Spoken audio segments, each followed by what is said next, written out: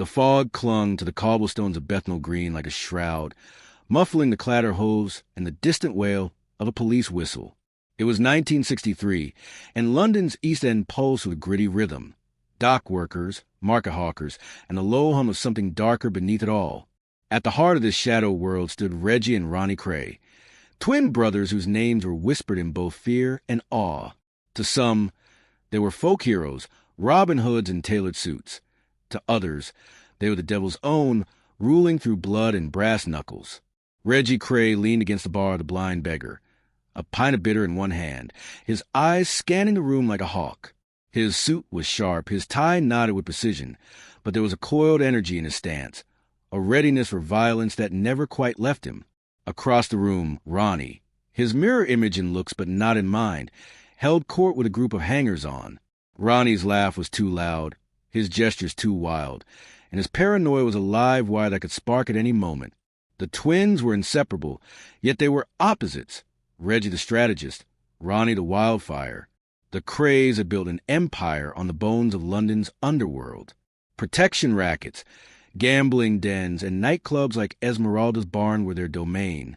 They rubbed shoulders with crooked coppers, bent politicians, and even celebrities who craved the thrill of their dangerous aura. But their power wasn't just in money or muscle. It was in myth. The East End saw them as their own, boys who clawed their way up from the slums of Valence Road to become kings. Every bruise they left, every life they took, added to their legend.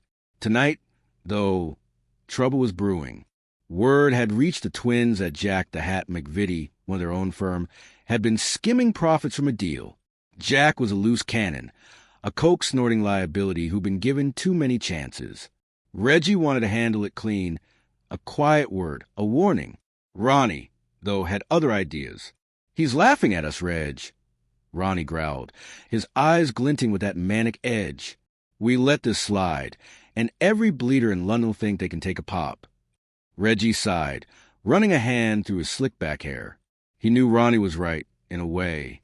Respect was their currency, and any crack in their armor could bring the whole empire down. But Reggie also knew Ronnie's temper could burn too hot, leaving bodies in their wake that the law couldn't ignore.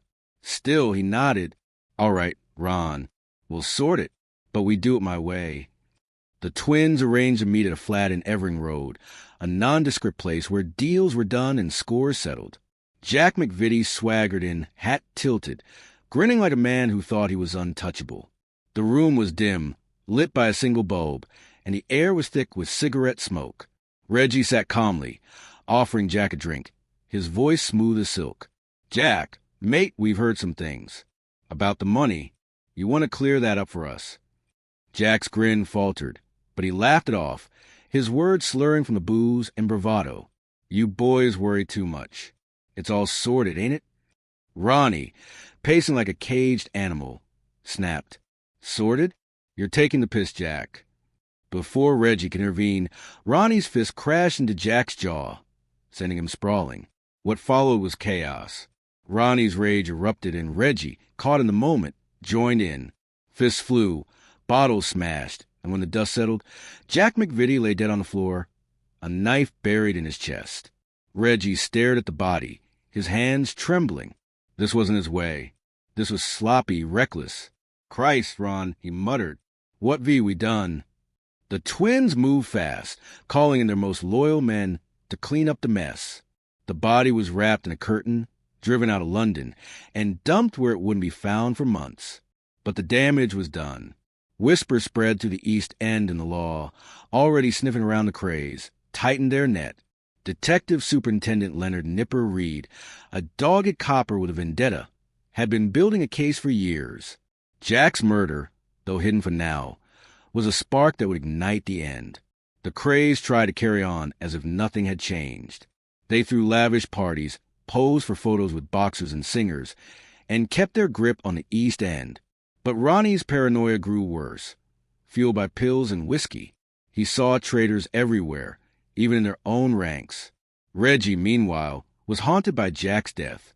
He'd always prided himself on control, on keeping the violence measured, but that night in Evering Road had shattered something in him.